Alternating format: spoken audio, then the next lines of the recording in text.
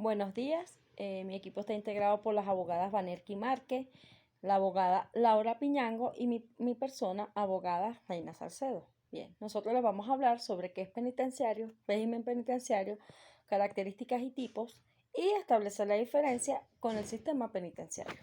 Bien, ¿qué se entiende por penitenciario? Es el conjunto de normas imperativas que son reguladas por el pacto social que delimita las competencias del poder público. Penitenciario es el lugar donde se encierran los presos. De este modo es la rama del derecho centrada en la aplicación de las penas que privan de derecho a los condenados, especialmente con el derecho a la libertad. La institución penitenciaria principal es la cárcel. El derecho penitenciario tiene dos fuentes. Sus fuentes son formales y sus fuentes históricas. Las fuentes históricas son las donde se expresan los convenios y los tratados sobre cómo debe tratarse a los privados de libertad sobre sus derechos. Y las formales son aquellas que están en la ley, la jurisprudencia, la analogía y el derecho. Bien. El régimen penitenciario. ¿Qué se entiende por régimen penitenciario? Es aquel que regula la vida en el interior de las instituciones, en este sentido, de las cárceles, donde lo que busca esta organización es creada por el Estado, para la ejecución de las sanciones penales. De esta manera, donde las normas que regulan jurídica y socialmente la forma de este privado de libertad, donde lo que busca es conseguir una buena convivencia entre los presos, llámese los privados de libertad. El artículo 272 de la Constitución nos establece y nos habla sobre el Estado garantizará un sistema penitenciario digno que asegure la rehabilitación del interno o la interna y el respeto de sus derechos humanos. Para ello, crear estos establecimientos donde debe contar con espacios para la creación, el trabajo, el estudio, el deporte y donde funcionarán bajo la dirección de penitenciaristas profesionales con credenciales académicamente y que serán regidos por una administración descentralizada que estarán a cargo de los gobiernos municipales y estadales. Les habla Vanerky Márquez, soy alumna de la Cátedra de Ciencias Penitenciarias de la Universidad Católica Santa Rosa. Mi grupo se encuentra conformado por las abogadas Reina Salcedo, Laura Piñango y mi persona. Me corresponde abordar las características y tipos del régimen penitenciario.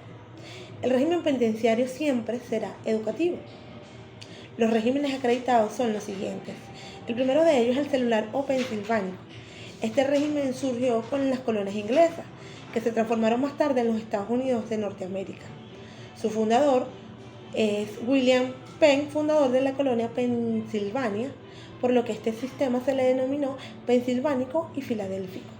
Este sistema es feroz e inhumano y no fue útil. Produjo una acción nefasta contra la salud pública y mental de los procesados. La falta de movimientos de ellos los predisponía a enfermedades como locuras y psicosis de prisión. No constituyó ningún éxito dicha prisión, ya que de 8 presos retenidos permanentemente en prisión, con excepción de 2, los demás salieron muertos, locos o indultados. Lombroso agregó que en ella se vivía el aumento de suicidios y enfermedades mentales.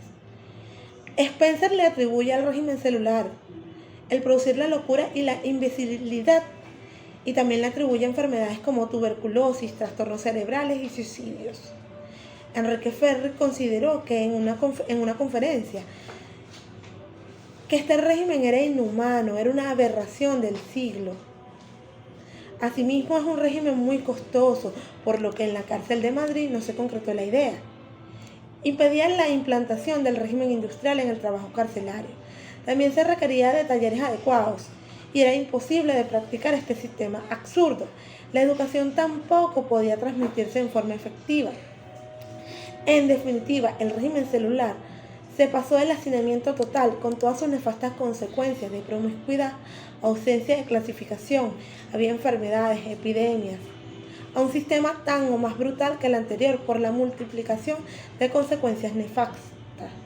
Lo que faltó y no había penetrado en la cabeza de los ideólogos de este sistema fue la idea de mejoramiento social, al pensar que solo el encierro y el remordimiento y no la vuelta al medio social le podían generar un resultado. Otro de los regímenes es el auburniano, o mejor conocido como el régimen del silencio. Este se impuso en la cárcel de Auburn en 1820, específicamente en el estado de Nueva York. Se introdujo el trabajo diurno teniendo como común denominador el no hablar, así como un aislamiento nocturno. Es llamado también el régimen del silencio, aunque durante el día hay relativa comunicación con el jefe, lectura sin comentarios durante la comida y en el resto mutismo y aislamiento. Se construyó con 35 la mano de obra de los penados y en 28 celdas. Cada uno podía recibir 2 reclusos. Este medio tampoco dio resultado, porque se caracterizaba por ser rígida la disciplina. Las infracciones a los reglamentos eran sancionadas con castigos corporales, como azotes y el gato de las 9 colas.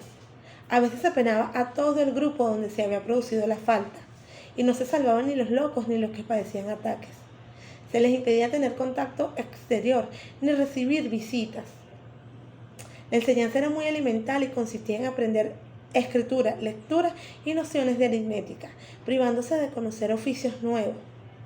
El extremado rigor del aislamiento hace pensar que allí nació el lenguaje sobreentendido que tienen todos los reclusos del mundo. Como no podían comunicarse entre sí, lo hacían por medio de golpes en paredes, tuberías o señas como los sordomudos.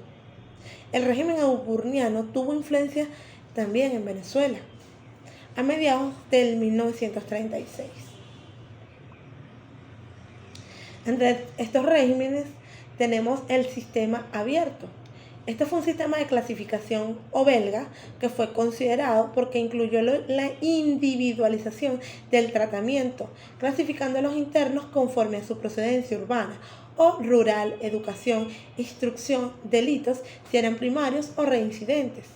A los peligrosos se los separó en establecimientos diversos.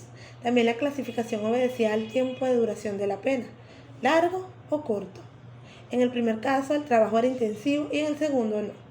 Es decir, los que tenían una pena más larga debían tener un trabajo intensivo y los que tenían una pena más corta no eran tan intensivos. Se crearon laboratorios de experimentación psiquiátrica anexos a las prisiones, como se estableció en algunas legislaciones penitenciarias latinoamericanas, como en Argentina. Se suprimía la celda y se modernizó el uniforme del presidiario. En este régimen se ha definido la prisión abierta como un pequeño mundo activo, un mundo donde la bondad, la tolerancia, la comprensión, la serenidad, el freno amistoso, la enseñanza ágil, el trabajo en las colonias penales tenían una función preventiva y resocializadora. Se suele confundir las prisiones abiertas con las colonias penales, pero no son lo mismo, ya que en unas no hay ningún tipo de contención, mientras en las colonias penales la seguridad del mar, como en el caso de las Islas Marías en México y otras prisiones como El Dorado en Venezuela, al margen de un río y la selva. También tenemos que estas colonias tuvieron auge desde la época que se descubrió Australia y comenzó a poblarse con delincuentes ingleses. El sistema de prisión abierta pertenece a la edad contemporánea. Entre estos regímenes tenemos la prisión abierta. Los antecedentes se encuentran en las colonias para vagabundas en Alemania de 1880. Los cantones suizos como el Agrícola y los destacamentos penales de los años 40, aunque tenían otro fin como el de construir carreteras y diversas empresas para demasiar las prisiones, fueron aprobadas, recomendadas en el Congreso de La Haya de 1950. En el primer Congreso de Naciones Unidas de Ginebra de 1955, en eventos internacionales de criminología, como en las jornadas realizadas en Mendoza es decir, en Argentina en el año 1969. Se sugiere que a los países que aún no poseen establecimientos penales abiertos busquen la forma de introducir los mismos como uno de los tipos de instituciones diferenciadas con las que la administración penitenciaria debería contar para la adecuada ejecución de la pena. La prisión abierta había sido ponderada por Kimber en el segundo Congreso Internacional de Criminología celebrado en París. Por otra parte, tenemos otro tipo de régimen que es progresivo o un sistema boxal y de clasificación. Allí se clasifican a los presidiarios. También tenemos otras formas no privativas de libertad como sistemas de cumplimiento de pena o de medio abierto. Y los regímenes de seguridad que solo se dedican a cumplir con la seguridad del régimen penitenciario. Muchas gracias.